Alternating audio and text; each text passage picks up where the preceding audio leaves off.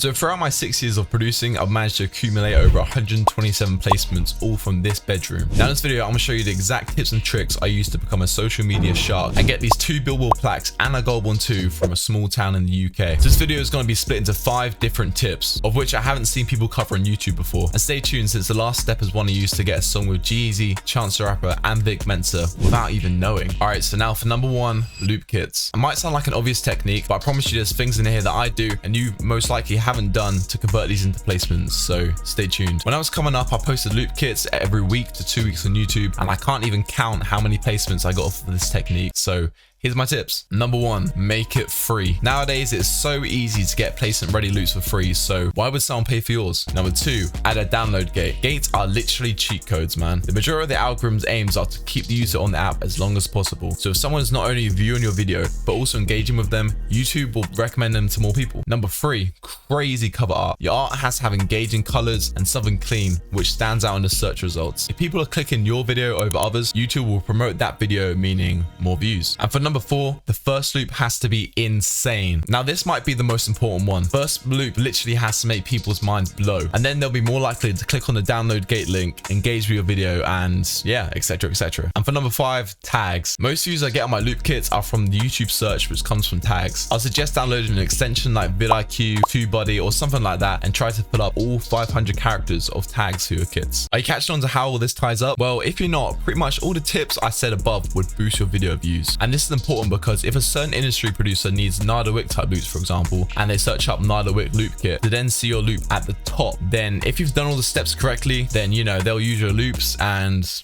placement. Fun fact, I used what I said above to connect with Southside himself, right off my Southside loop kit ranking number 1 and him finding it personally. That layer contributed to me getting this plaque right here. Okay, so for tip number 2, building your brand. Especially in the day and age we live in, I feel like this is the most important one. So to put this into the simplest terms, I picture your Instagram account as your online CV when you're applying for a job. It's what people check before they even reply to you, and the exact same goes for the music industry. So how can you make your online CV more approachable? Well, content. We're currently in an era where content can bring you from 0 followers to 100k in a span of a few months. I haven't quite gotten to 100k from it, but I would definitely not be near where I'm at now without having a brand around me. Now, as I hinted already, content is the best way to build your brand as a producer in 2024, no debate. If you're from a place like me where Future doesn't live down the road, Southside isn't your neighbor, I highly recommend you to at least attempt this technique. Doing things like Reels, TikToks, or even videos like the one you're watching right now can improve your following and overall audience. This is where creativity takes over. For example, I recently posted a reel on Instagram which is taken from a certain trend, but the caption and such are based around the producer niche, and it's now at 100k. Your final service.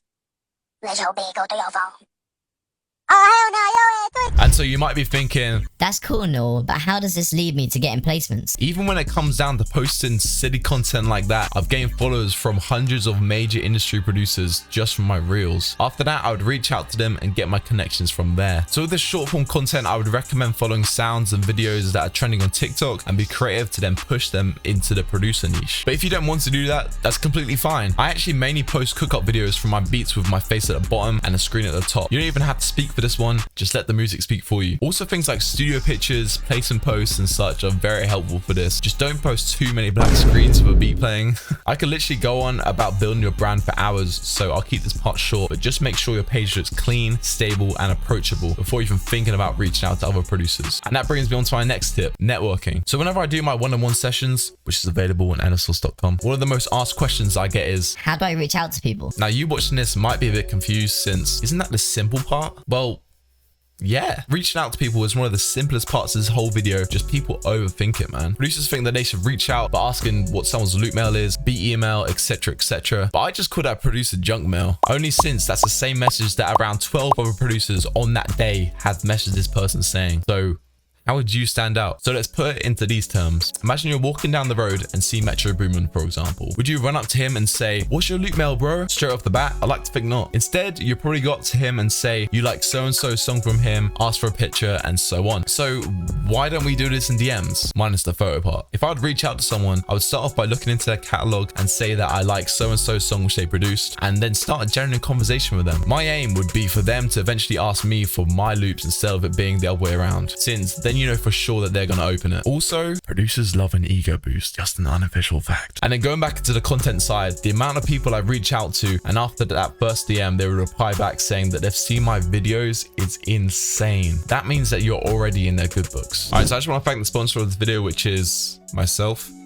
If you guys don't know already, me and Prod by Infinite teamed up to make a combination of 2 different genres into one crazy big kit called Trap vs West Coast. Since there's already been a lot of buzz around it, if you're one of them ones that haven't actually copped the kit, then stay tuned because this kit is stacked, man. So go into the kit, as you guys can see, we got a Trap, West Coast, drum section, and mixer presets. So real quick, if you go into the Trap section, we got accents, bonus samples, one-shots, phrases, textures, and vocals, man. Live vocals right here as well. This is probably one of my favorite sections of the kit. This is what it sounds like.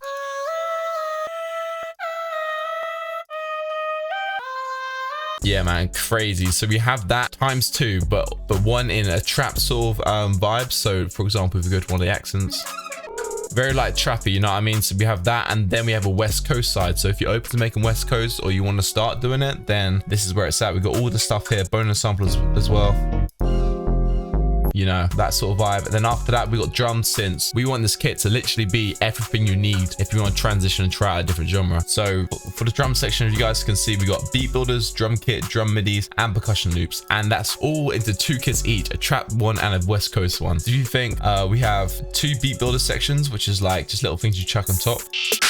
Obviously that's trap, and we have a West Coast version, and then after that we have the drum kit, trap, and West Coast version. So that's 2 drum kits in 1 kit, as well as everything else, man. It's pretty stacked. And after that we got a drum MIDI section for trap and West Coast, you know, the normal sort of stuff, and then percussion loops just to chuck underneath your beat, which is really fire. I feel like this is a slept on section. Then after that we have the mixer presets right here, including my exact master chain, which I use on all of my beats. So guys, this kit is so many kits put into one, and right now guys, it's up on my site for half price, so sure, go check out ellislostbeats.com. I had so much fun creating this kit, and it's generally one of my most favorite kits I have, since it's a bit different as it's a combination of 2 different genres. So if you guys are open to that, just go check it out, man. Top link in the description. Let's get back into the video. So for number 4, face card and personality. Since there's so many loop makers in the industry right now, they're almost being seen as loop robots who don't touch grass and are all put into the same category of which you don't want to be in. And 2 ways to escape that is by having a face card and some kind of personality. Now to do this, I'll go out my way to travel to certain places to meet these producers in person, even if we're already working. For example, I went out my way to fly to LA and meet Southside and the whole 808 Mafia crew around this time last year, even though I was already connected to them, but now our connection is so much tighter since there's finally a face put to the name. With social media being where it's at too, you can always do this by putting content out, but nothing will beat that in-person connection. So I highly recommend that. To add to this, instead of always chatting to a certain person in DMs, I would go further on and try to get into a call with them. I know that flights to LA or Atlanta or wherever you need to go might be quite expensive, but it's just worth putting money away and putting that money towards a better cause instead of it just being like what, McDonald's or